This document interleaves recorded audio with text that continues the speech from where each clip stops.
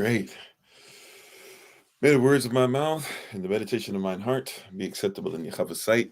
He is our strength and our redeemer, and it is in his name, which is his authority to pray, praise, proclaim, project, and protect tonight's message. Aman. Hola, mi nombre es Kofi, ¿cómo está? Bonjour, je m'appelle Kofi, ça va? Ni hao. Namaste, Osaya, Nikita, Ohio, I see you, Manut, Wagwan, Kamsa, Kamsamida, Aloha, Ciao, Akuaba, Madaase, Etise, Habarigani, Jambo, Mimi Kofi, Nida Franco, Katana Wewe, Ensemble. um, Shalom, at Barak, at Yahashavai, Kwam Yahashavai, Tada. And I headed to Servants of Christ, Mashalom. Hey, hello, everybody. I am Pastor Kofi, Pastor of Servants of Christ, where we are always changing lives one mind at a time, but being a voice of the voices and speaking the unspoken. We are thankful and grateful and appreciative to each and every one of you. Hopefully everybody's doing well. Just as a reminder, I will be taking tomorrow and Wednesday off, so I will see you all on Thursday. Prayerfully, we'll hear from you for Thursday Rising Prayer. And for those of you who are part of the regions with me, we'll be meeting up on Thursday. Praise Yah. So we're excited and grateful and thankful for another opportunity to be with you one more again. Shalom, peace, peace, peace to everybody. Shalom, Minister Stephen, Sister Beck, Mindful Moments, William, Cole, Brother Cole, Sister Shima, Minister Select Raj, Sister Michelle, Sister Ellen. Let's see. Darius, Brother Craig, everybody come on in. If I miss you in any platform, church, to my head, not to my heart, we're thankful and grateful to have everybody on with us. All righty. We'll go ahead and say our Bible pledge. Let's jump right in. I won't hold you. Well, we'll see. I'm not sure how long we'll go, but let's go ahead and speak on what we're going to speak on, what Holy Spirit has for us on this evening. You can just repeat after me. This is my Bible. This is my sword. And this will I trust. For Yahashavai is Lord. No sword of God shall ever be heard. For this is my Bible. And this is Yah's word. Adshem Yahavah. Aman, which is Yahavah's Shem, his name's authority. Amen. All righty. Shalom, peace, peace, peace, family. How's everybody doing? How you doing, Sister Snett, Sister Alyssa, Sean, everybody coming in here. We once again give our honor and praise to the Most High. We give our praise and honor to him for my wife, the Honorable Alma, who lives a life that's able to be honored. As always, you can check her out on TikTok, YouTube, her website, and Pinterest at Bloom and Flourish, not A-N-D, the letter N. Bloom and Flourish. She's a healer, herbalist, chemist, and biologist by degree. How you doing, Jasmine? How you doing, Sister Monique? Hopefully you're feeling better. And thank you everybody for being on. How you doing, Sister Shirley? Thank y'all for the love. Alrighty, tonight let's jump right into it. So wasn't 100% sure which way we are going to go tonight. And earlier today I did make sure that I watched, but I didn't watch it live, but I did watch and look at some things and listen word for word as best as I could to the inaugural speech of Donald Trump in his second presidency, 47th president, 45th and 47th president, I guess he is now. There's a lot of stuff that was said. I'm not a Republican, not a Democrat. Got to start out there. How you doing, Bruder Charlie? How you doing, Sister Mignon? Not a Republican. I'm not a Democrat. Don't pretend to be, don't want to be. And I know that it's not really going to help us in any way, shape, or form. Right? That being said, and listening to the speech, which actually, to give credit where credit is due, he didn't go full Trump, so to speak. He didn't do certain things. How you doing, Sister Knight? How you doing, Sister Sherry? He didn't go in certain places in certain ways. He didn't really freak out. I didn't watch it. I listened to it, so I can't speak to all his mannerisms. But there was one thing. He said it 2, maybe 3 times, but the whole speech, when I heard this, I knew the theme of the speech. And he mentioned 2 words, one philosophy that we should always be aware of when we hear somebody say. We should look at it and look at it twice. How you doing, Alilu? And he mentioned manifest destiny.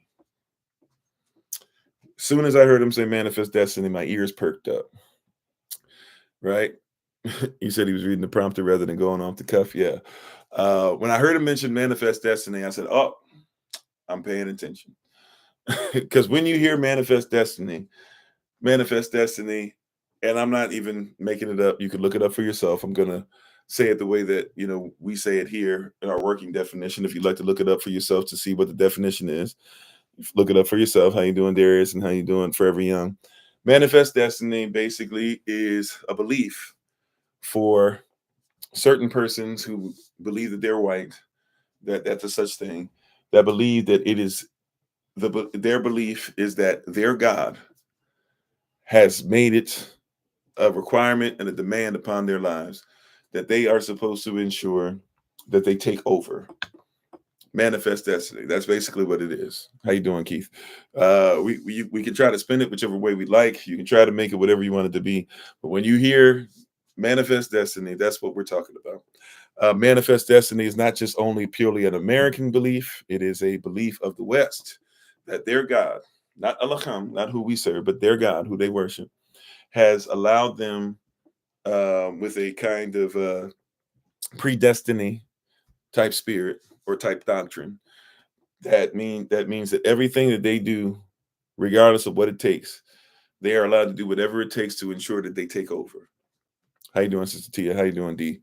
And so as I saw, or as I heard the speech and listened to some other things, I haven't really listened to reactions. I don't know what the Republicans and the Democrats have to say about it, right? I can make some assumptions, but I'm not really worried about that. But when I heard manifest destiny, that's what popped up in my head. How you doing, Sister Greta? Because once we get to manifest destiny, what this means is that now we got to realize that there's something that's there. He even mentioned Teddy Roosevelt, who was big on manifest destiny. He mentioned making sure he was sending troops to the border, the southern border, manifest destiny. He made it a point to say that they should expand upon their territories, right? So expand upon their territories. What does that mean? That means that a territory is a colony. And even though the United States of America still has control over many, they've tried their best to at least make it look like they don't have as many territories as they once did. When he says manifest destiny, he says we're all in. He mentioned, down at the border of North America and South America and how they need to get control of that region again.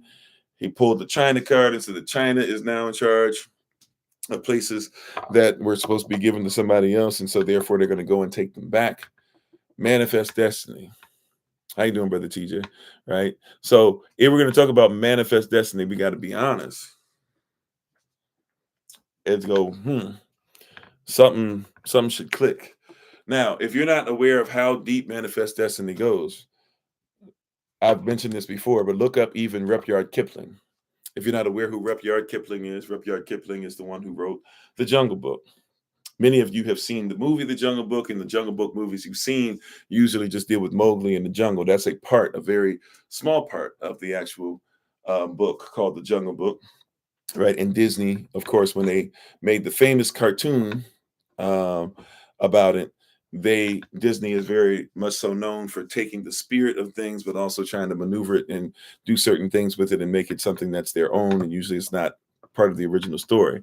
But Rudyard Kipling was so into manifest destiny that when he wrote The Jungle Book, you must recognize Mowgli represents, man, but really represents the so-called white man. Now it's within a book, so you have to watch and read some of the other parts to get it. But Mowgli is basically the man, and that's why you have, even in the cartoon, Walt Disney, somebody else who was down with manifest destiny, and others who worked for him take that cartoon. And so King Louis and them are even in the movie, they're the black Spanish folk, the Cuban folk, right? Louis Primo and stuff like that. And you'll see Baloo speaks a certain way, right? And all these different persons, right? Kind of a blackface type thing or whatever.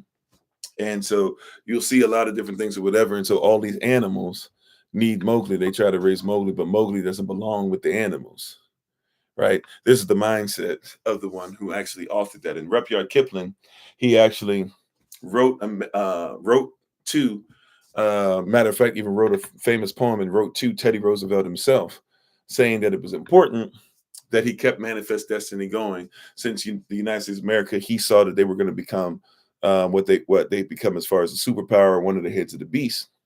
And he said, hey, I need you guys to be on this. Don't forget that your responsibility is manifest destiny. He actually writes a famous poem. And Teddy Roosevelt thought it was crazy, or not crazy. He thought it was just a bad poem. He was like, this kind of trash, but whatever, it serves our purposes and it makes the persons over there that are with us happy. We'll go ahead and do it, right? Matter of fact, let me see if I can do some quick research on the fly. Let's see.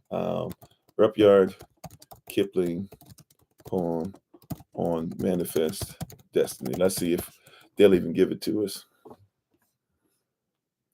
Okay, so here we go. So the name of the poem It's called The White Man's Burden. If you've never heard of The White Man's Burden, it's going to be defined for you pretty easily through this poem. How you doing, Brother Jermaine? How you doing, Minister and Training LaCrystal, MIT LaCrystal? Shalom, shalom.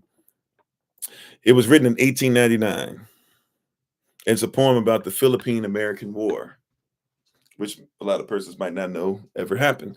But the Philippine-American War that was in between 1899 and 1902. So this is a poem, once again, written by Rudyard Kipling. I'm trying to make sure I get the right one. Okay, so we're just gonna read this poem real quick.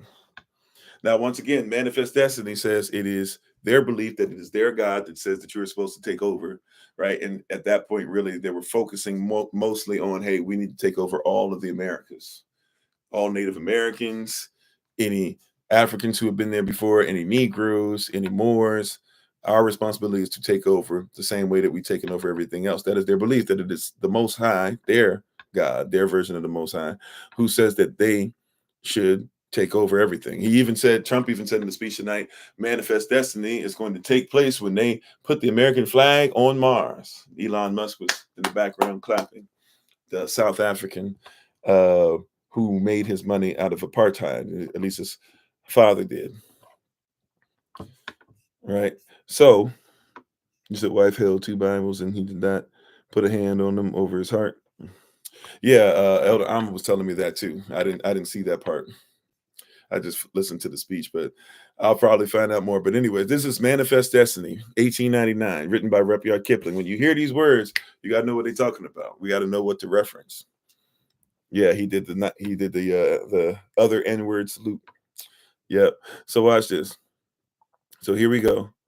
So as the United States waged war against Filipino insurgents, right? The British writer and poet Rudyard Kipling urged the Americans to take up the white man's burden, right? So as the Philippine insurgents who live on their own land just dared to fight against the United States, Rudyard Kipling wrote this. He said, take up the white man's burden. Peak game now. I'm not somebody gonna get mad and frustrated and all this stuff. I didn't write this. Okay.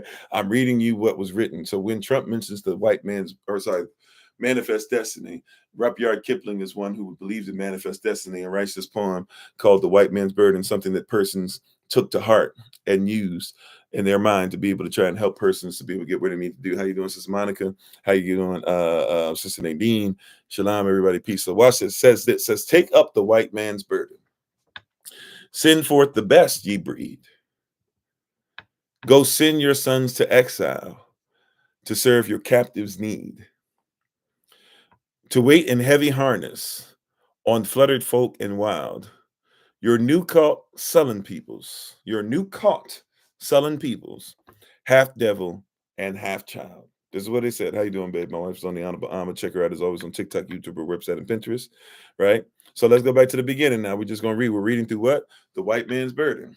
Right? This is somebody he's writing this poem about the white man's burden, something that is supposed to help persons to propel the belief that the white man's burden is to ensure that they do manifest destiny, which is their belief that their God says that they are supposed to take over the planet and make sure it looks like them as much as possible, and that they gentrify it. All right, here we go. Take up the white man's burden. Send forth the best ye breed. Send the best of your sons. Go send your sons to exile to serve your captives' need. To wait in heavy harness on fluttered folk and wild. Your new caught sullen peoples, these Philippines that you're touching, right? The new persons we're catching and making slaves out of your new caught sullen peoples. What does he say about them? They are half devil and half child. Take up the white man's burden, in patience to abide, to veil the threat of terror and check the show of pride. And by open speech and simple, and 100 times made plain, and work to seek another's profit and work another's gain. Take up the white man's burden and reap his old reward. The blame of those ye better, the hate of those ye guard or you gourd, right? Bad rhyme. The cry of host ye humor, slowly to the light. Why brought ye us from bondage? Are a loved Egyptian knight?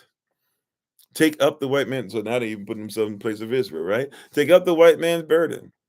Have done with childish days. The lightly preferred laurel, the easy ungrudged praise, comes now to search your manhood through all the thankless years, cold edge and dear bought wisdom, the judgment of your peers. Right? White man's burden, right? This is coming, and this is the version that's put out from a from a book called from literature that was from February 4th, 1890. Right? This is what we're dealing with. So when Trump mentioned the white man, or sorry, when he mentions manifest destiny, my mind immediately, right? Doctrine of discovery, immediately. White man's burden, immediately. Manifest destiny goes with it, right? Um, the South should rise again. What is that? The lost cause rhetoric, right? And even you can put on there evolution, which you're right, which will really blow up with Darwinism, where Darwin is trying his best to make sure that he writes a book called The Origin of Species by Means of Natural Selection, or The Survival of Favored Races and the Struggle for Life. How you doing, Brother Dwayne? Right? You have to recognize, Dwayne. Yeah, Brother Dwayne, how you doing? So we have to recognize this.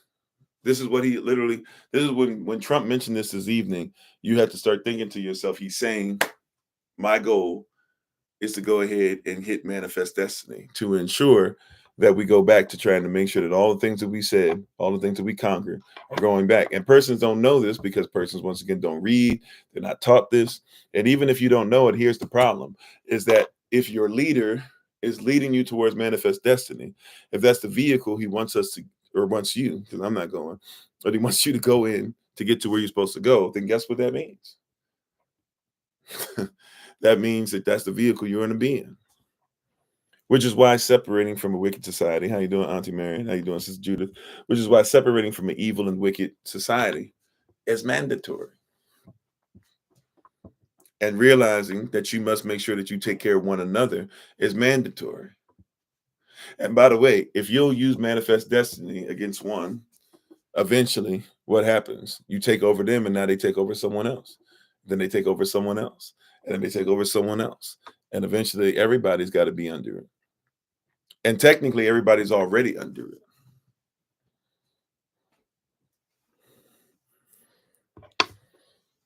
Nicolaitan doctrine for sure, right? How you doing, D? So we have to be careful when we hear these terms, manifest destiny. How you doing, Sister Kimberly? Remember that well. I don't really even have much to say about it tonight, but that just really stuck out. I wasn't going to listen to it, blah, blah. Holy Spirit said, listen. And when I listened, I heard manifest destiny, ears perked up. I said, okay, that's why I'm listening. And the warning's been put out, right? Really, when he gave the speech and he uses manifest destiny, he's laying down a gauntlet. Right? You need to make sure that you're ready. You need to be in your word, be prayed up, get your stuff together, get your legal stuff in order. Yeah. Get yourself in order, get your house in order. Make sure persons are aware of these things. If they won't listen to you, fine. Make sure your house is protected. Right?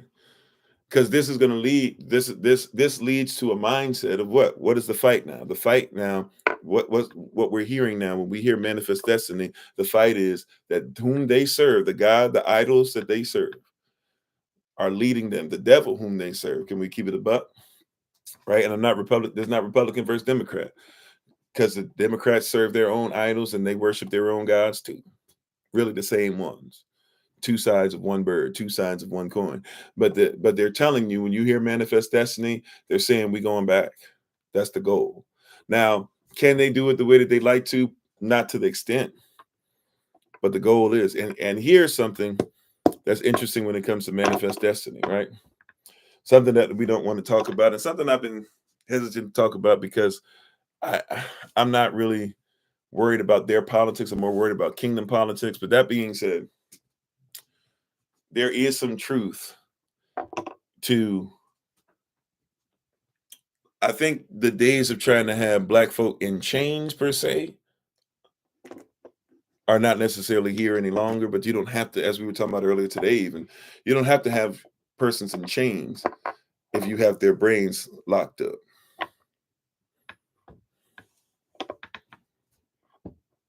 Right? You don't have to have persons in physical chains if they're in spiritual bondage. And really, what do you do first? There's even a term that we say, if you're going to enslave somebody, or you're going to force somebody into something they don't want to do, first thing you do before you break their bones, you break their spirit. And this is why the things of the spirit are very important in the season. How you doing, Elder Select Tamara? Yeah, the mind been in change, right? Right? And so you have to realize that, you know,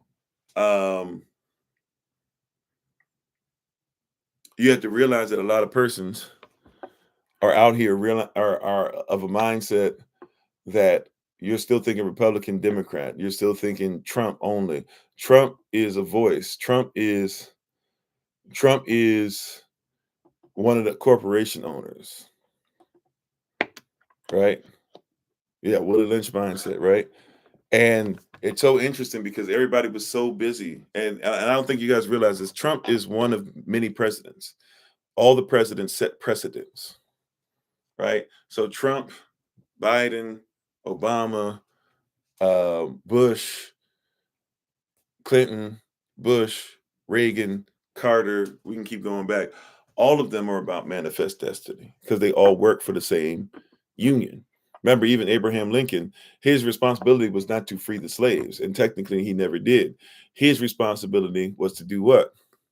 His responsibility was to preserve the union and defend the union against all enemies of the union that are both foreign and domestic. So anybody who is an enemy of manifest destiny is an enemy, right? Whether you're foreign or domestic. And what happens with many of us is we're trying just to make it. So in order to make it in the system, you just go ahead and let manifest destiny keep happening. You just say, it is what it is. We'll make it. We just got to make it. Right. And the reality is that if we're going to talk about manifest destiny, right? If we're going to talk about manifest destiny, we have to realize that they're saying we're going to take over. And first things first, what do? If we're going to colonize, we break your spirit. You know, African communities had no problem with the Bible. We keep forgetting that the Bible was in Africa, right? Before it was in Europe. We keep forgetting that in the 17 and 1800s and even 1900s that so-called evangelists and so-called I'm forgetting the name of it. I'm sorry. What is the name of it? This is so bad. I'm forgetting this. What is it that when you send somebody to when you send somebody to preach a word somewhere, you can send an evangelist, you can send a what else? Sorry, somebody help me. Missionary. Thank you. Right? You send the missionary, they're on a mission. And the missionaries will tell you, if you go over to these African nations, you need to brush up on your Old Testament because they know that in and out. And they have no problem with the so-called New Testament, but they're into that law.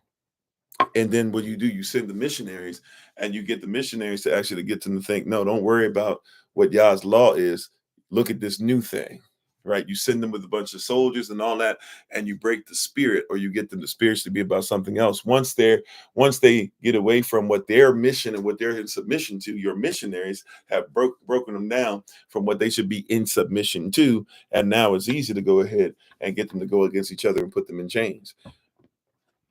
Right? We forget that there's so much evidence that Native Americans, and we know that there were already Israelites who were here too in different places, but there's so many different places in Tennessee, in Florida, in Georgia, in North Carolina, in Illinois. We have in Canada, right? Alaska. We have so much information that shows us that Native Americans, many of them actually were trying to follow the ways of the Most High best they could. But what do? You come over, you get them to go one against the other, break things down. Hey, trade with us. We'll give you this. Nobody else can afford to give you this. We'll give you guns. We'll give blah, blah. And then all of a sudden, next thing you know, they start looking up to the person more so than they do to looking towards one another for protection. They look for protection for somebody else. As soon as they do that, you start getting into something else. You start giving up belief systems, all these different things. And so now here you are where you don't even think of an American as being a copper-colored person indigenous to the Americas. Manifest destiny. To all of the Americas, North and South, including the Islands. Yeah. So manifest destiny. Manifest destiny. When he mentioned that, I said, "Oh, okay." Right. So we're on track. We need to be better locked in as a community. We're on track. We need to make sure we're eating our own food this year. We're on track. We need to make sure that if it's something that we don't validate it, it's not valid. Not because we validated, even let's say it like this, if y'all didn't validate it, we're not doing it. Hashtag #ASafePlace. Right. He said that he's looking forward to working with persons for years to come with as far as what? Manifest destiny. So if you never researched manifest destiny, if you don't know about the white man's burden, if you don't know about the doctrine of discovery, if you don't know about what evolution actually was by Darwin in the book that he wrote in 1859, if you don't know about the lost cause, that's what you're living in. He said that's what we're going to. That he said that's what, if you're in the world, if you're in the system, if you're with the government, right? Said it right on MLK Day. He ain't worried about MLK Day and what you were, who you celebrate and what they did and how they gave their lives. He was telling you straight up while thanking you, right? And saying you're the reason why he got voted in. He said that tonight. He said, black folk, Spanish folk, he said, you guys came out for me in record numbers. He told you straight up, you locked up. Don't even realize it, that you made me president again. He told you that. Just like Biden told y'all when he was running, he told Charlemagne, who was up there now on Comedy Central and all that stuff with all his makeup and everything that he be having, right? But he told Charlemagne straight up, not trying to Jones, just saying what it is. But he told remember Joe Biden told Charlemagne, if you don't vote for him, you ain't black. Manifest destiny. Somehow, some way, Joe Biden, according to the left, is supposed to be the greatest president to have ever existed. And Joe Biden been racist since he's been under since he's been under his mentor, who was known as one of the most racist congresspersons of all time. It don't get more KKK than the one who mentored Joe Biden, right? And we keep letting them spread out through our people. Manifest destiny. How you doing, Sister Audrey Bourgoin? We keep allowing it without saying anything, or at least preparing ourselves for these things to come. And all I can do is just keep saying, be ready, be ready. All I can do is keep putting the word out. All y'all can do through us is say, this is what you need to do. All y'all can do is keep giving us direction. At some point, we got to follow it. You said that's so crazy for them to call Biden great. Well, hey, and by the way, he was so great at the end that they said they had to go ahead and put Kamala in place, right? And all Kamala's been ever since is just this, she's on the side of Biden, just standing there looking all crazy, right? Mad and frustrated because she was used and basically to try and do better than Biden. She was a stopgap, but they knew she wasn't going to win. It's manifest destiny. They take it over. And they need you. They need you to buy in. By the way, I'm not just talking to you, black man, black woman. I'm talking to you, white man, white woman, right? Chinese man, Chinese woman, Caribbean man, Caribbean woman, Spanish man, Spanish woman, Latino man, Latino woman. They got you or Latina woman, excuse me, they got you locked up to where you have a belief system to where these persons, the beast is going to work for you when the beast is trying to put his mark in your forehead. Do you hear what I'm saying? The beast is not out here trying to make sure everybody's on great terms. The beast is trying to put a mark on your forehead. 603 score and 6 to where you're under a doctrine or a lifestyle or a mindset of what was going on when Nero was Caesar. That's the mindset, is to have you under such control. And then at the same time, whenever you start snapping out of it, to say, no, that's just deja vu. No, that's just a coincidence. No, you're just seeing things that aren't to be seen. No, protect yourselves. Protect this house. Protect your family. Protect the storehouse. Protect your hearts. Protect your mind. Guard your gates. All these different things, because it's going down. How you doing, Sister Taylor? It's going down. You hear what I'm saying, beloved? It's going down. And they're not shy about telling you. Now, it was interesting. Even when he mentioned manifest destiny, you know how persons clap or cheer, or you hear little quips and stuff like that during the speech and stuff. When he mentioned manifest destiny, it was quiet. And that meant a few different things, because some persons are just have no, they are unaware to what it means. Other persons were probably cringing when he said that, because if you say manifest destiny, a lot of persons know what that means. But it was silent when he mentioned it. And I'm not sure how many persons are going to bring that up when they break down what he said. I'm not really going to watch too many breakdowns of it. I watched the speech for myself. I'm just telling you, you might not hear too many persons say, man, but once he said that 2-3 times, that's what the whole speech was about. How they're going to take over, how they're going to bring things back to times of manifest destiny, how they're going to bring things back to the late 1800s, where you have somebody writing a poem on the white man's burden. How we're going to, how they look at you. You know, you're not the first. Look, you don't think that persons voted for Teddy Roosevelt, who said that he loved to off Native Americans and he loved to off black folk, who was totally against women?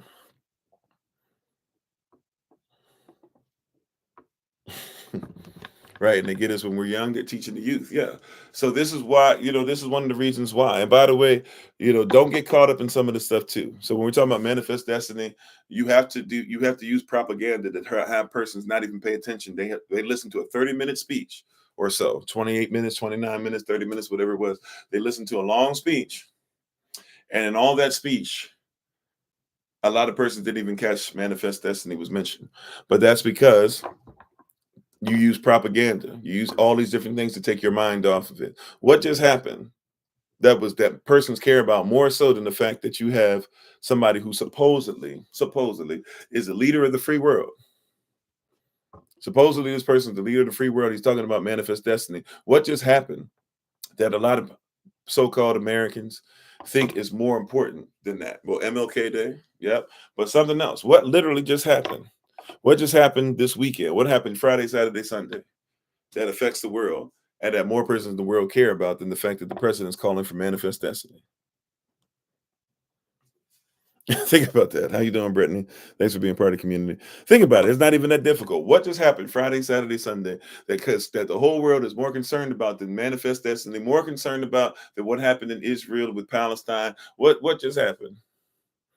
Playoffs, football playoffs. A lot of persons care about that more too. Right? You said if everyone were to separate from the system, do you think they'll try to find reasons to arrest us? If everybody separated from the system, they couldn't even arrest everybody. But yeah, thank you.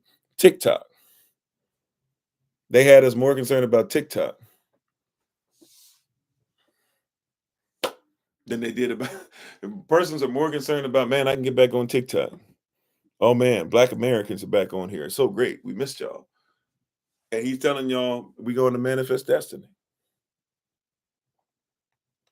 And persons will be they'll be talking about how much percentage, who's going to buy it, what American company can have it, things like that, right? You use propaganda to smooth that stuff over. And watch this. Watch what they're putting in front of your face and the things that they're not even necessarily hiding from you. I want to watch this. I used to study and still do from time to time. It's a really tough rabbit hole to go down.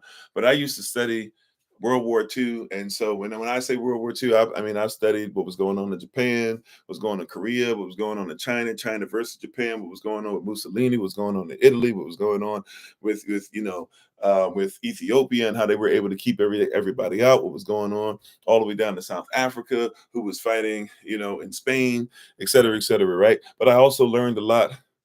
You can't help it. And my mother, actually, I praise Yah for the fact that she was willing to have us as children, as tough as it was. Every year we used to have to go to DC. No matter where we were in the United States of America, we had to go to DC every summer when we went to the Holocaust Museum. We had to. It was mandatory in our family. And she made us go. And she's not Jewish, right? But she wanted us to go see. And when you go to the Holocaust Museum, to be honest, they're more honest sometimes than others are. And you'll see things like there were Black concentration camps and there were prisoner of war concentration camps. Yes, there were plenty of Jewish concentration camps, right? But there were concentration camps for women. There were concentration camps for pastors. There were concentration camps for Christians. There were concentration camps for Muslims. There were concentration camps for persons that were German but not German enough. There were concentration camps for so-called traitors. There were all those things that were there, right? And they even go through some of the history of places that no longer exist, but places like Yugoslavia and other things where you see some really crazy stuff, and they show you pictures, they show you things. And even as a young child, I remember seeing those things, but it helped me to comprehend some of the things that were going on. But one of the things that I realized when you look at it, and the same thing's happening today, is you can have something crazy like manifest destiny and propaganda. They'll just put something in front of you and persons will forget, but they'll put the stuff in front of you too, because they believe that they're going to win. They believe that evil will win. Now, what do you mean, Pastor Kofi? Well, peep game. They believe evil is going to win, correct? You heard me say that. Maybe you don't believe it yet. But watch this. Why do you think that there's so many videos of what was happening in concentration camps? See, the United States of America will not lie to you. And many persons in the West will lie to you. The so-called allied powers will lie to you and say, yeah, we took these things when we were coming in. We had no clue this stuff was happening. But no, they were filming a lot of this stuff while it was going on. There's this weird thing that like Hitler was always trying to hide everything. And when they came through and they were trying to hide everything at the end, a lot of the filming that you see was stuff that they was going on because Germany was like, we gonna win. They knew they were gonna win. Now I'm not gonna say all of it. There's a lot of stuff, and some Americans didn't know, but see, we got to be careful because when you look at certain things like Auschwitz and you see those famous train tracks that led up to Auschwitz, when you see it leading up to it, guess what you'll see on the train tracks? You'll see American company names because Americans were making money off of that too.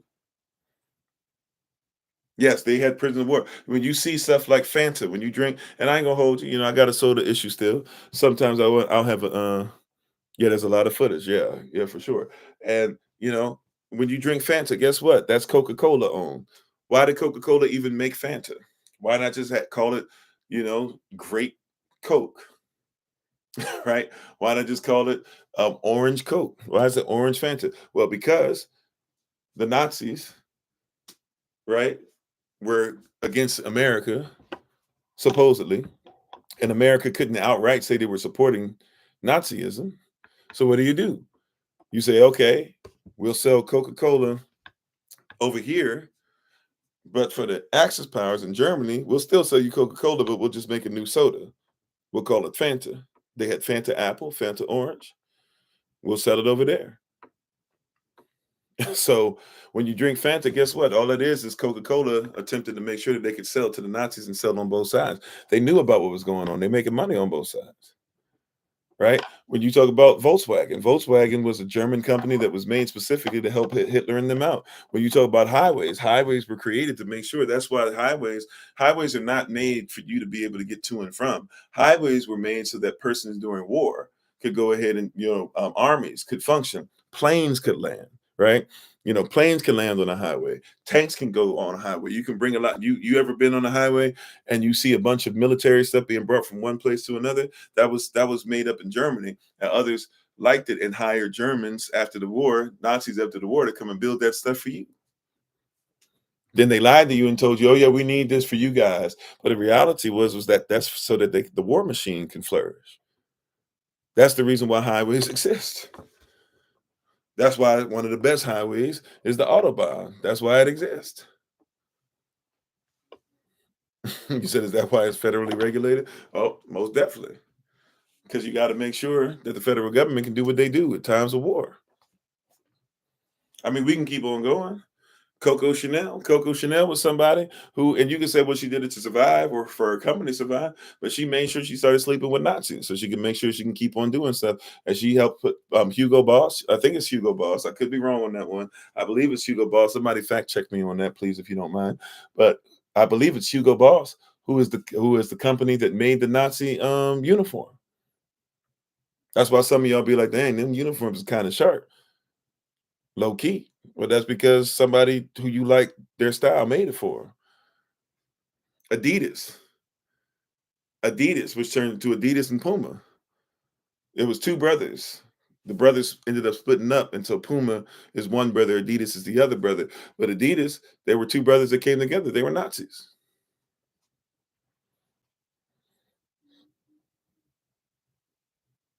I'm just saying, right? And I'm not saying you got to rip all this stuff off your body, unless you feel that strongly led to. I'm just saying there's a lot of stuff that we're doing and we don't even think twice.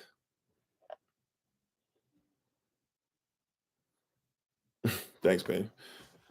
Yep, Donna Karen and Timberland. I didn't know about Timberland. I got to look up Timberland. I had no clue about Timberland. But a lot of that stuff, and then persons came from there. Yeah, like we talked about earlier, Volkswagen that was made specifically during the time to make sure that persons could get to and from who were Nazis, who were German.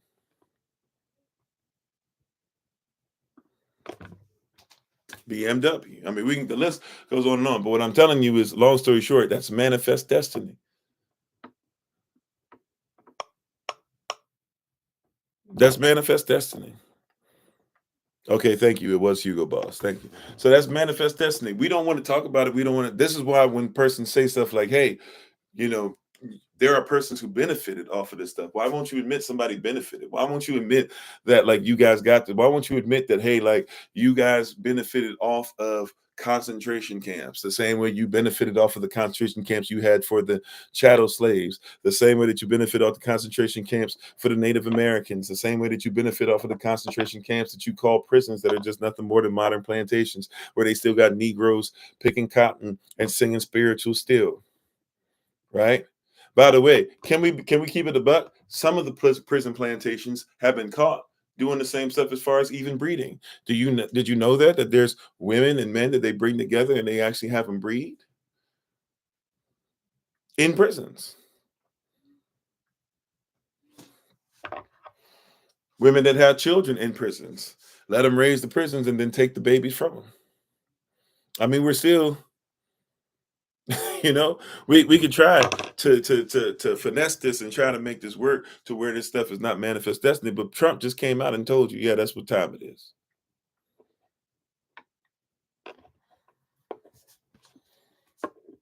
He just told you that's what time it is, right? If you want to test something out, who do you test it out on? You test it out on a slave paying their debt to society, somebody in prison, right? Nuremberg Code, be damned.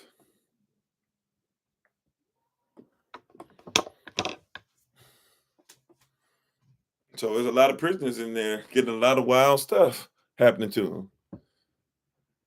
He was talking about we won't let it happen to military members. He's not talking about the fact they're doing it to persons that they catch on the border.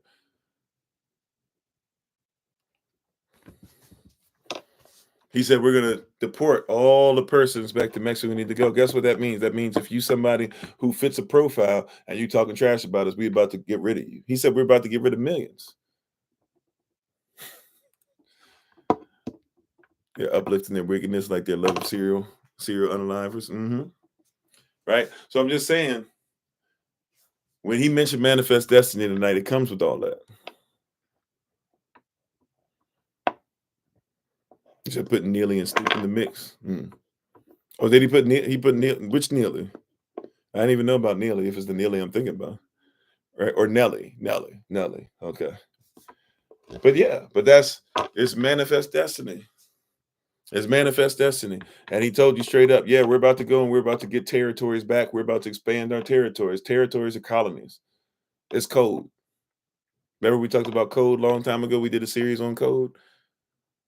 That's what not nearly Fuller in code. We just did that last year. I'm talking about, remember we did a long time ago about code and structure and how you need to know the code and what the Bible says and how to code things, and also what they talk about nowadays. Yeah. Like when they talk about territories, a U.S. territory ain't nothing more than a colony. Right? The United States is a republic. Don't forget it. Yes, a corporation. It's also a republic. That means it's just like Rome. Yeah, I don't remember what it's called. I had to look it up. I don't think it was Code Watchers. It was I don't remember what it was called, actually. Was it biblical code? Was it some code? I don't know. We had to go back and look for it. Right. Where you can get this. Somebody gifted this to me. Gifted this to me. I'm not even sure. Yeah, I can get you their information, I guess. Right. But all you got to do is recognize and realize That when he says manifest destiny, that's what he's talking about. It's the same thing. You got to go back to the doctrine of discovery, 1452. Yeah, before Columbus, 1452. After Columbus, they made it official in 1493. 1492, Christopher Columbus sailed the ocean blue. 1491 is when Christopher Columbus got permission. This is manifest destiny. They believe once again. And by the way, the person who sent Columbus, Queen Isabella, or Queen Isabel, I'm not sure which one she went by, please forgive me, right? But she sent him, and when she sent him, not only did she get permission from the Pope to send him, but she actually sent him because she was trying to make sure that she colonized, made more Negro slaves, and she was trying to do the same thing that her grandfathers, right? Her grandfathers would have done when they fought in the Crusades. And who were the Crusades against? Right? See, persons don't want to talk about that. Let's have honest dialogue. Who were the Crusades against? These were persons that mixed iron and clay, like we talked about earlier this rising, and the persons who mixed iron and clay were sent to Israel against you, beloved. They were sent to your territory. Now, we were scattered. A lot of us were gone, but doesn't mean that it's not something that belongs to you. And the Pope sent them there. Why? Because they were fighting each other too much. And they were fighting each other so much that they were actually starting to take away the power the Pope had, because all of them kissed the ring. All of them were under him. So he said, hey, we're all white people. Why are you fighting each other? We're all holy. We're all on our way to heaven. He said, those black and brown heathens over there, they're the problem, and they live in what belongs to us because we're the real children of the Most High. This is when this whole thing started, as far as the children of the Most High don't matter as far as who they actually are. It just matters as far as what you believe. Predestination. That's right. We've been in a war for a long time, and we forgot who our enemy was when we started calling him Massa.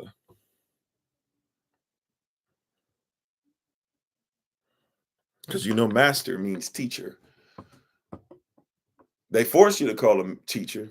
They got you to get rid of all the things that you did, to the point to where they keep telling you they're discovering things, right? And they get some of you to be so in love with them.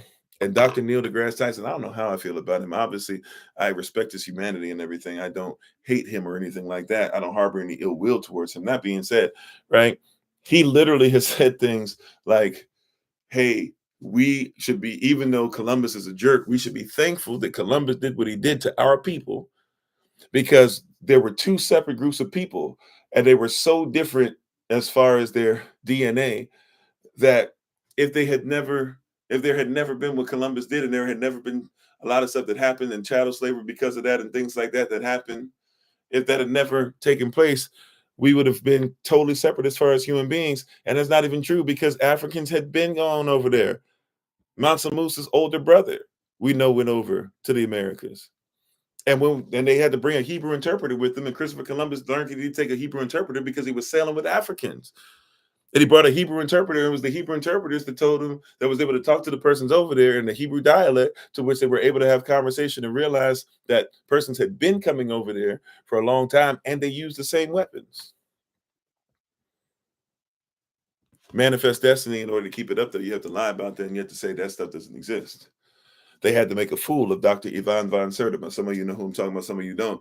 But he's somebody who's like an amazing intellect, and they made his name mud.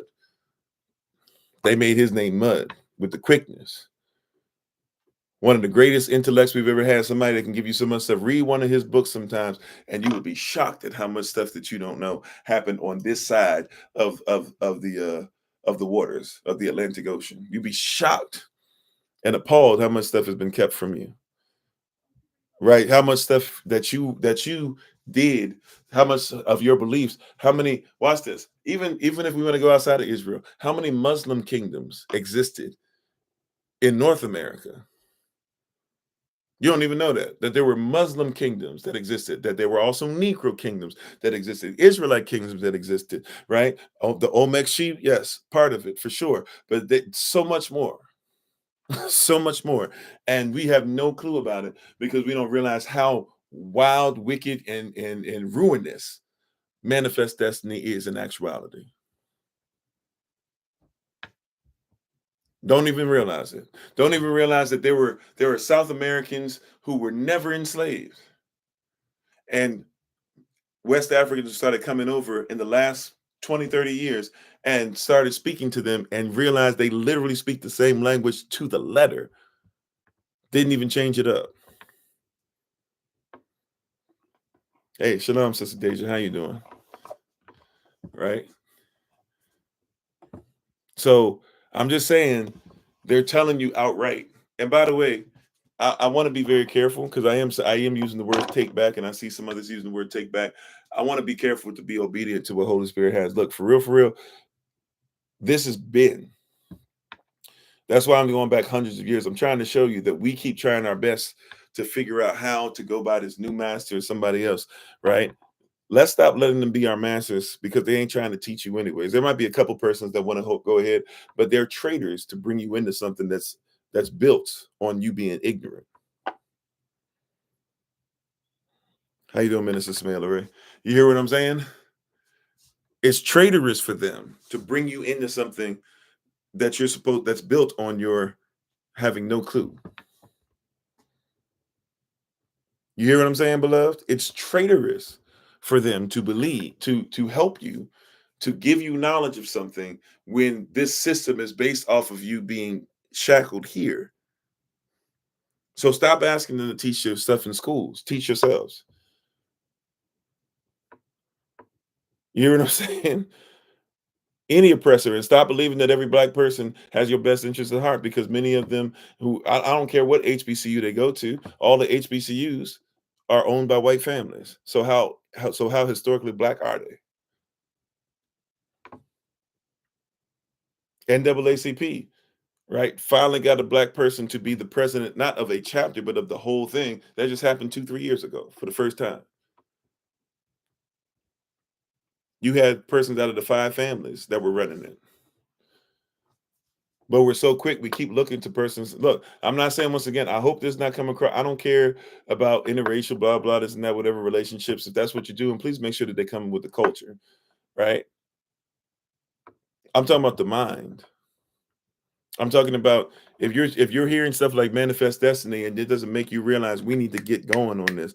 We need to start supporting each other. We need to start making sure that we're eating from each other, eating from each other's hands, learning from each other's mouths, gaining intimacy with each other's hearts. And there's nothing wrong with that. There's nothing wrong with it. It doesn't mean that I wish ill will on anybody. It means that I believe in making sure that we're safe. That's it. Do you hear what I'm saying? I believe that the Most High wants his children to be safe. In his name, in his tower, in his strong tower, where those who are in right lawful standing run in so that they can be in a safe place.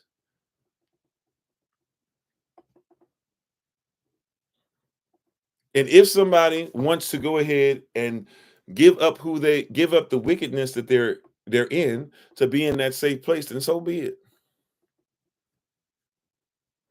So what's the plan? The same thing that we've been doing. Keep working it. Keep getting stuff from each other. Let's develop this land. Let's make sure, if we're doing stuff as far as housing and stuff, let's make sure that we get together. How hard is it? Especially now we run out of excuses. Too many of y'all in New York City. Too many of y'all in Massachusetts now. Too many of y'all in Florida now. Too many of y'all in the Carolinas now. Too many of y'all in Fort Worth, Texas area, in Houston and Dallas. Too many of y'all. Too many of y'all in the San Fran area. Too many of y'all in Puerto Rico. Too many of y'all in England now. You see what I'm saying?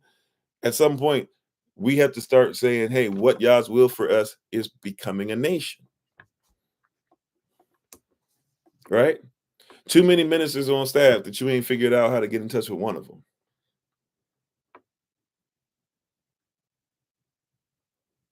And look, once again, it's not just virtual, it's reality. I love the fact that I'm seeing us get together. I love the fact that every once in a while I be scrolling through and I find something that's SOC related. That's great. But don't forget the mandate, nation building. Have you checked on your brother? Have you called your brother or sister? Have you checked on them? Have you said, hey, I'm only 30 minutes away. We're going to meet up at least once a week, maybe once a month, maybe once a quarter, maybe once a year, right? There's too many of us. We have too much power, right? Now unto him who's able to do exceeding abundantly. Because when somebody, and no offense to the question, but watch this. When somebody says, what's the plan? The plan, the vision is there. The infrastructure is there. Now unto him. Now we give it unto Yah, who's able to do what? Exceeding abundantly above all.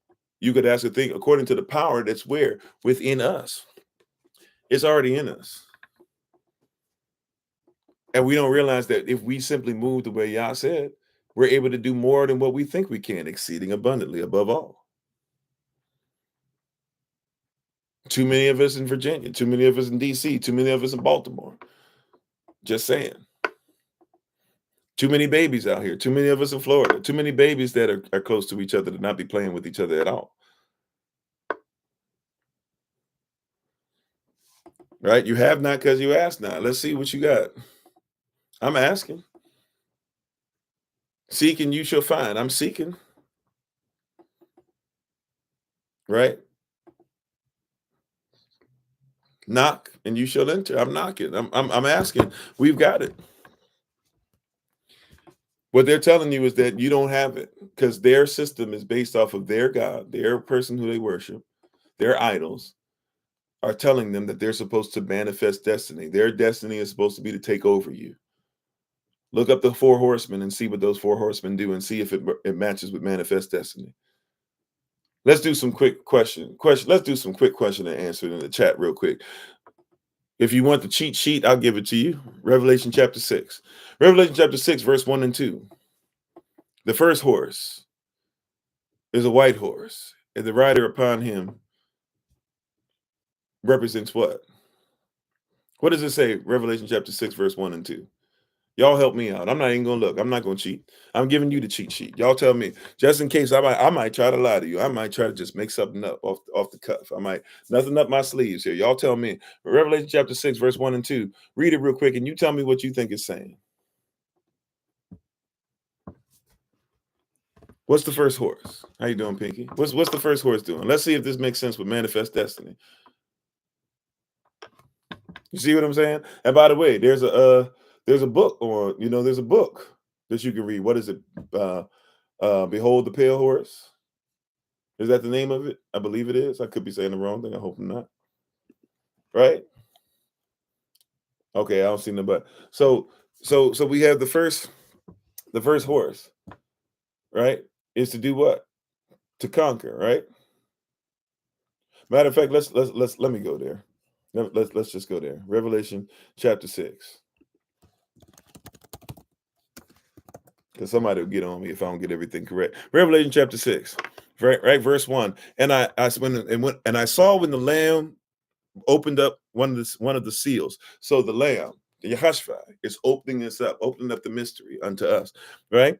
And I heard, as it were noise of thunder, one of the 4 beasts saying, so these are the 4 beasts that are mentioned in Revelation chapter 4, right? If you go in order, I believe you have the beast with the head of an ox, one with the head of a man, one with the head of a lamb, and one with the head of a lion, and one with the head of an eagle. All 4 different ways of which the Most High Yah governs us.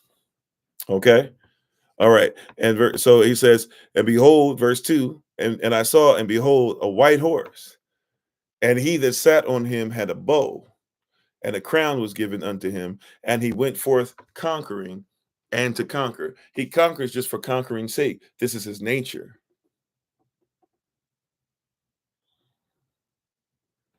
You have that along with Enoch. Yeah, we went through the Enoch series just recently, right?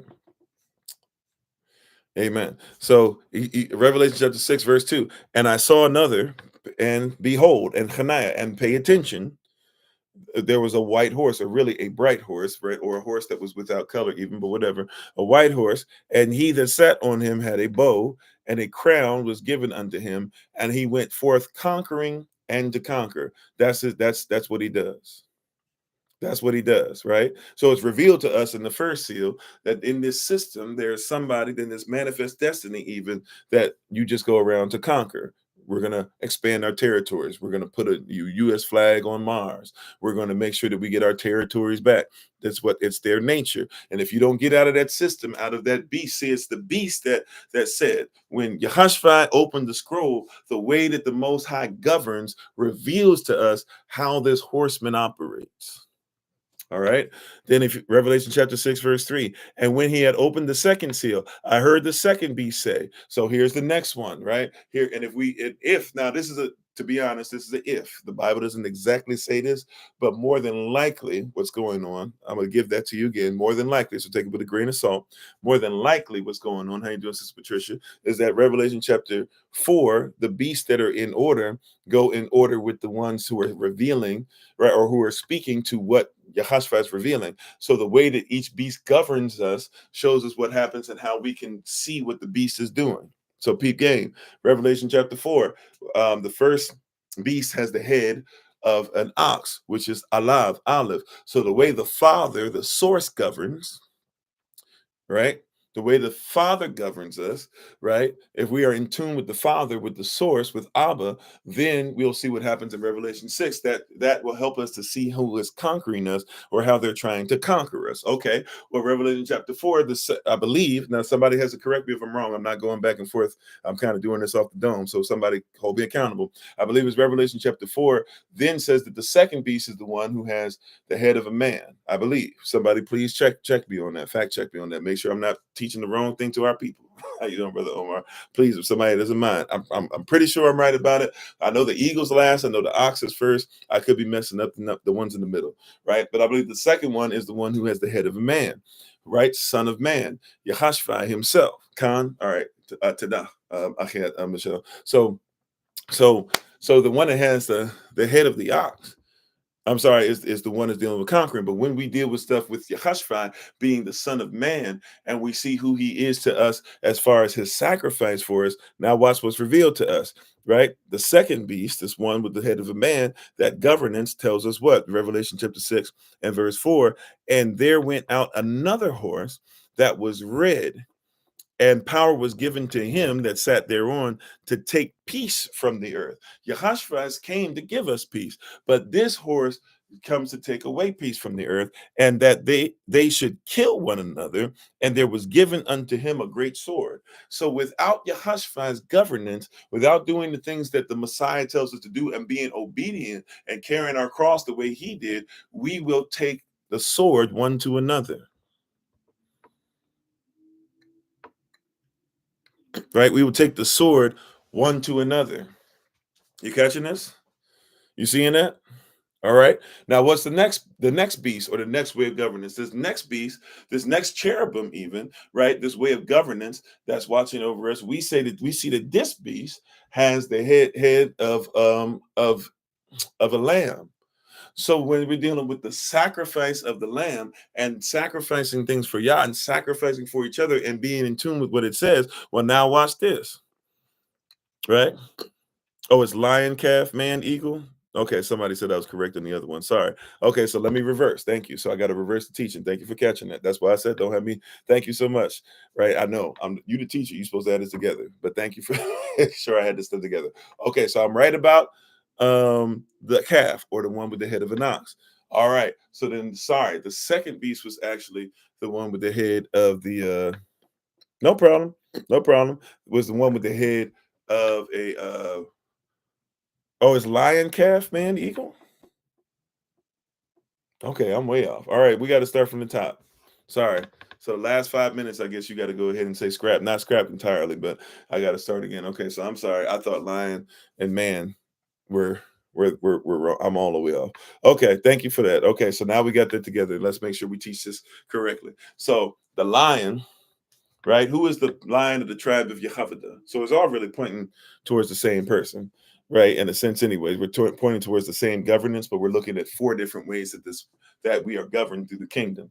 So the first one would be the lion of the tribe of Judah, lion, fierce, proud, family, etc. Right? All pointing towards Yahashavai, Aman, right? So the lion is first. And when we have this lion, right, it says the first one's trying to conquer, but you're supposed to be like what? Like a lion.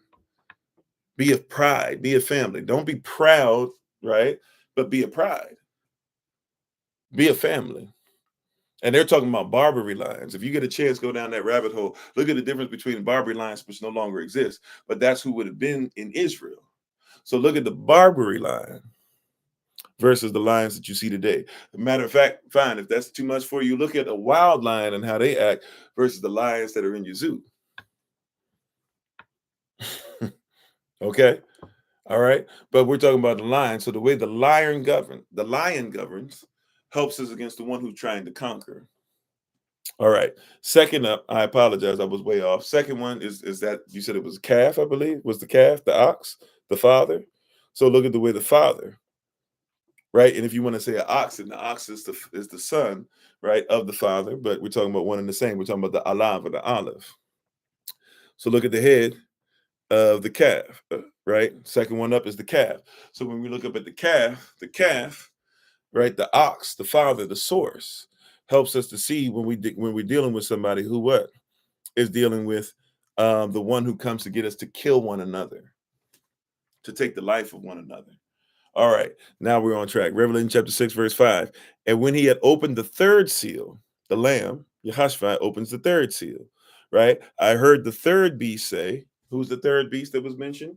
The beast that had the head of a man. So this is now the Son of Man, Yahashavai HaMashiach, right? How man is governed, how the humanity, so to speak, how the Adam in us is right, is to be governed, and what we should look at through our lens as men, right? What happens in verse 5 of Revelation chapter 6? And when he had opened the third seal, I heard the third beast say, "Come and see." And I beheld, and la, or lo, or pay attention, or even is not what I thought I would see.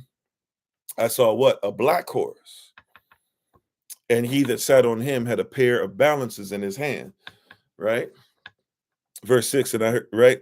I'm sorry. Yeah. Okay, and verse 6, he said, and I heard a voice in the midst of the four beasts. So this isn't even one of the beasts, it's the voice in the midst. Now, who was the one who's in the middle of the four beasts? That's the one who sits upon the throne, right? But I heard a voice in the midst of the four beasts say, a measure of wheat for a penny, and 3 measures of barley for a penny, and see thou hurt not the oil and the wine. What does this talk to? Right? This speaking to the fact that persons can barely afford bread. But the persons who have power, they're over your food. They don't even care about your humanity. But we are governed to make sure that we look after our brother. We are governed to make sure that we are a commonwealth. What one person has, we all have. But this tells you specifically that there's coming a time, and the time now is, to where some persons are working real hard just to make sure that they can have a little bit of bread in the house. They're working real hard to try and see if they can scrape together a couple of dollars. They're making sure that their baby is eating, but they haven't eaten in a couple of nights. But they're doing their best to keep it together. They fasting not because they want to do it spiritually. They're just fasting because they have no choice.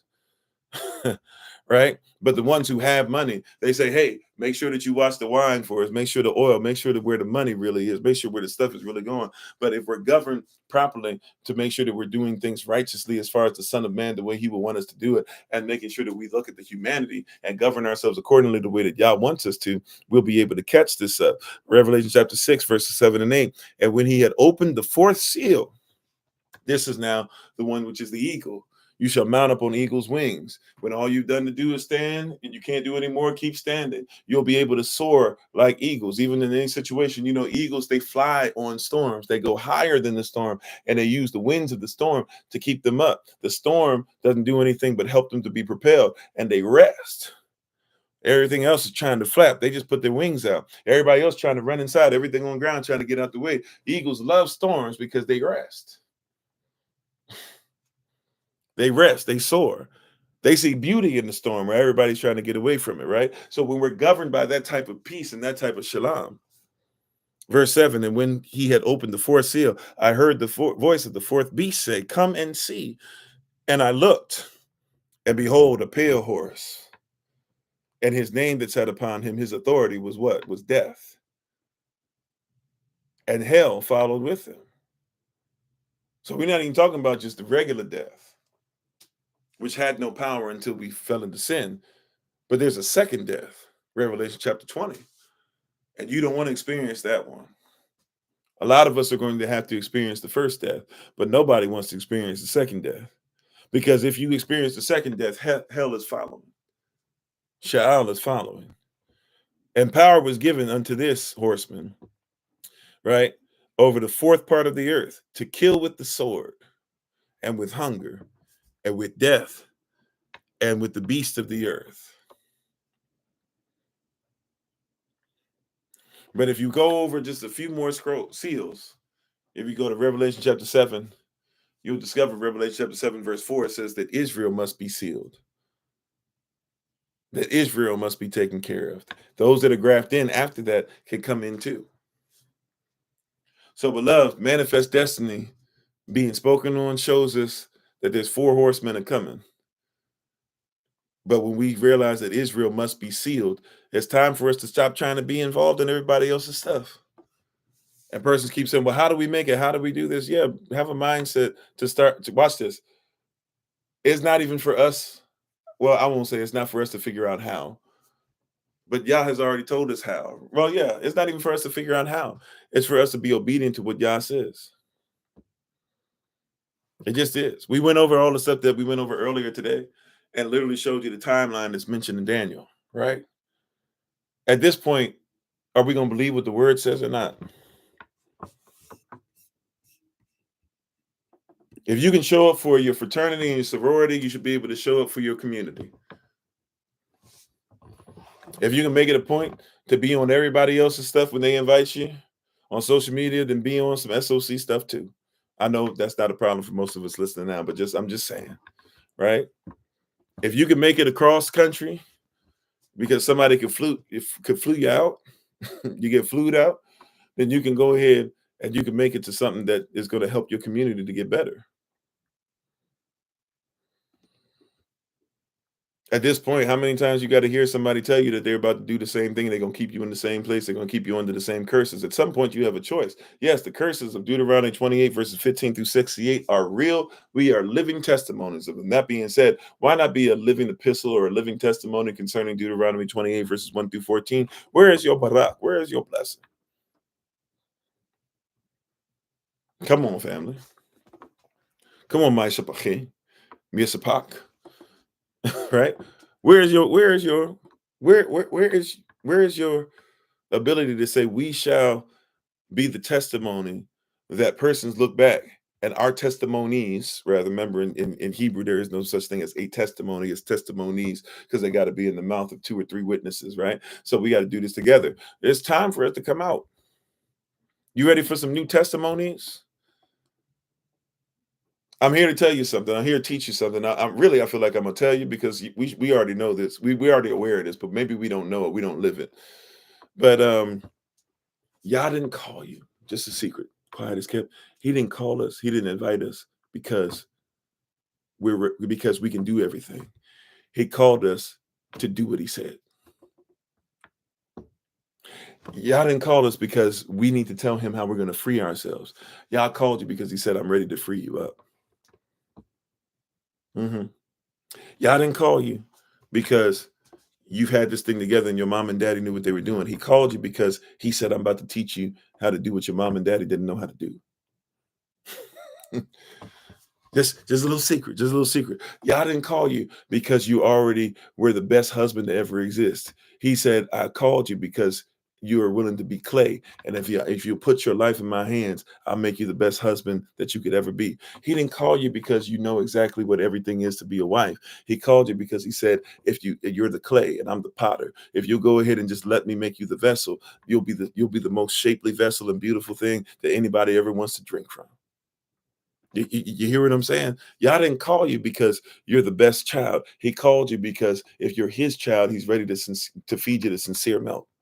Thank you for the love, right? Yeah, he did. Just a little secret. He didn't call us because we have all the answers. He called us because we're his children. He didn't call us because we're perfect and everything. He called us because if we want to be in his law, that it means that we can be perfect as our Father in heaven also is perfect. He didn't call you he didn't invite you to not make a mistake. He invited you to cleanse your sin as far as the east is from the west, as long as you repent, right? He didn't call you because you knew your name. He called you because he's given you a name that's on a white stone that says that he'll give you a name that nobody else even knows what that authority or that name is. Yeah, it's just a little secret. He didn't call you because you got all the answers. He called you because you're willing to walk the path, right? And you acknowledge him in all your ways. He's directing our paths. He didn't call you so that you'd agree with the path. He called you so that you'd agree with his will.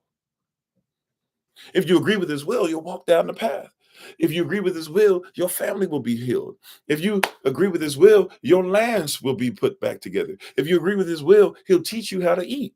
If you agree with his will, he'll put money in your pocket. If you agree with his will, he'll give you a family that you never knew what family, you realize you never really knew what family was. If you agree to his will and you're willing to do what he says, he'll operate in such a level that you'll realize I never even knew what operation was. Just a little secret. So when I hear manifest destiny, I realize I got to make sure that I'm in the word more than ever. And I pray that you feel the same way. Love y'all, beloved. I'm going to take tomorrow and Wednesday off. Ministers in training. We'll have our meetup tomorrow. What is it? 6:30 p.m. Eastern New York time. We'll keep that the same. Everything else, I'm going to take the day off tomorrow. And on Thursday and Friday, I think it's 6:30 p.m. New York time. We'll make sure that we start up our SOC University, kind of doing a hybrid thing. So if you want to join us on Zoom, we'll do some Zoom sessions both of those days. Get that started. We'll start it off for free so everybody can kind of see how it works. And then if you want to join in from that point on, feel free to be part of it. If you want more information on that, let us know.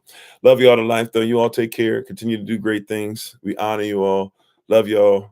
Miss y'all. Right. I'll see you guys, though. I'm going to try and see what this Tuesday and Wednesday thing is. It might become a regular thing, but I'm going to do it at least this week and next week. Please don't forget, ma'am. Please don't forget, sir. We're doing our fasting, agreeing on #ASafePlace, looking to make safe places for Yah, the word, family, husbands, wives, et cetera, et cetera. How you doing, big brother Thomas? And Yam Yasala, Big Brother Thomas, Brother Ali, a few others. There's so many of y'all. Please forgive me if I be forgetting some folk, but hopefully you guys are enjoying your days and enjoying your month and enjoying your time.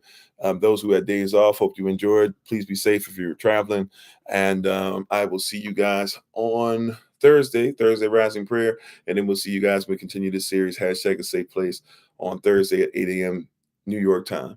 So love y'all to life. Take care. Once again, we'll do some SOC University stuff. We'll make sure it's recorded as well. The recordings will be out there for everybody to be able to see. We'll have it on Patreon. So the Zoom session will be on Patreon. So please, man, please, sir, just look there for that. We'll make sure that it's public so everybody can get the Zoom session. I'll try to put it in other places, but once again, just literally look on our Patreon on Thursday, 6:30 p.m. New York time, and on Friday, 6:30 p.m. New York time. We'll do the first couple of weeks where everybody can see what's going on.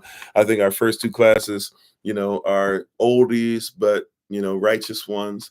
We'll be going over, Thursdays, I think we'll be going over cryptocurrency and Hebrew characters. Fridays, we'll be bringing back, Friday, we're going to be bringing back, I think Thursdays is Hebrew characters, cryptocurrency. Fridays, we're bringing back sovereignty and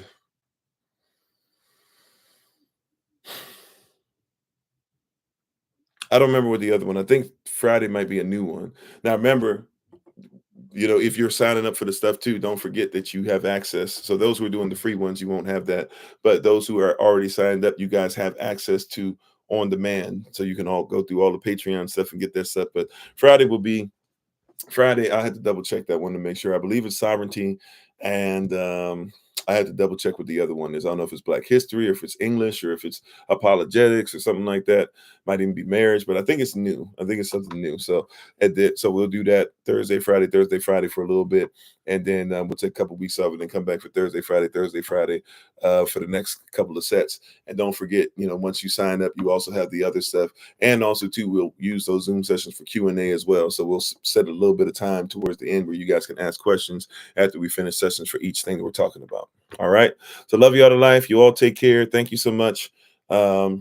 Just wanted to kind of bring that to your attention. And I hope that you guys are doing well. So love you all to life. We hope that you guys continue to do great things and have a great night. Be safe. As always, we give our honor and praise to the Most High. We give our praise and honor to them for my wife, the Honorable Amma. Remember, family, that you are loved. You are necessary. You are majestic. You're fearfully, wonderfully made. And you, which is all of us working together, will be the reason why people who are in this system no longer had to be of it. Shalom. Much love. Yahavah. Peace.